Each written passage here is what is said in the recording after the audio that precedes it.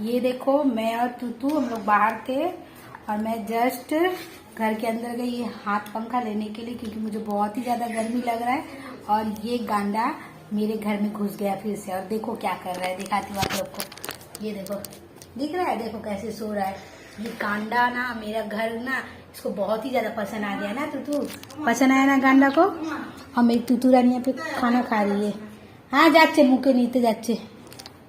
और मेरा तो गर्म से हालत खराब हो रहा है, इसको भी लग रहा है बहुत ही ज्यादा गर्म, इसलिए ये ठंडा पक्का देख के यहाँ पे चला आता है ये लड़का। तो गांडा देखो कैसे ले पूछ नहीं लाएगा गांडा, ये देखो ना तू की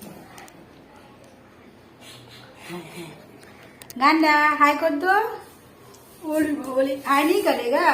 ओली बाबा तू बहुत बदमाश है। देखो यहाँ चला है, दिख रहा, देखो इसका राजवाड़ा गिरी ये लड़का का। हवा करे देबो है ना, ओले बबली ओले बबली।